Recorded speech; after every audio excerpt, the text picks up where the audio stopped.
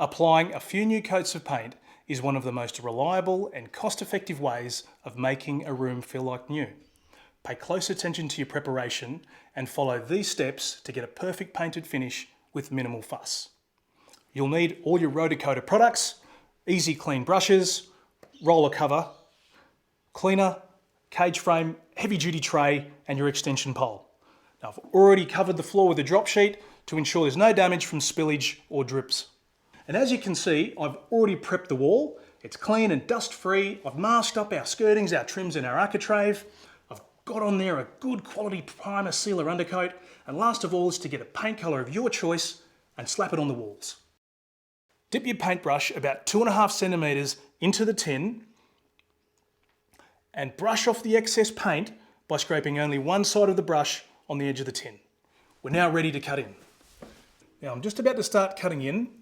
I'm going to start a little bit off the wall and come down to form a nice, clean, straight edge, working my way down.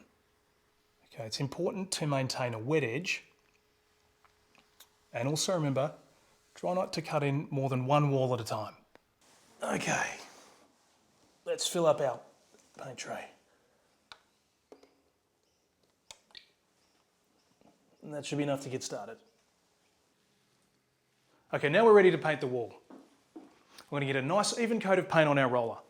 Now don't submerge the roller completely. Just go in a bit by bit, rolling into the paint, and then using the ridged surface of our tray, we'll roll it, all the excess paint off the roller. Now, if our roller spins freely in the air and doesn't feel too heavy on one side, we're ready to paint the wall.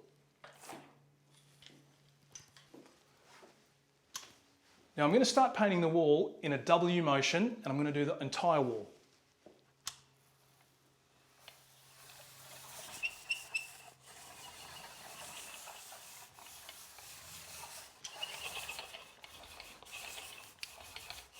Being mindful to reload the roller when I need to.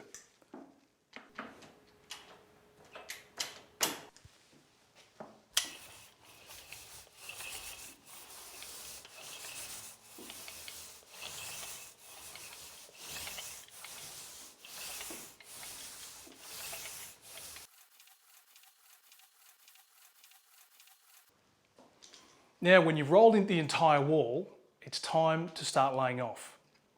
And what we do is we start with our roller. We won't load any extra paint onto the roller. We start on the top left and we run the roller all the way down to the bottom without any pressure.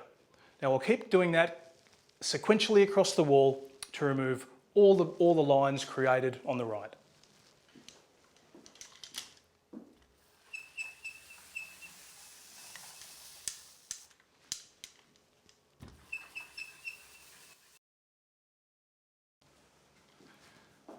And there we have it. Our first coat of paint is complete.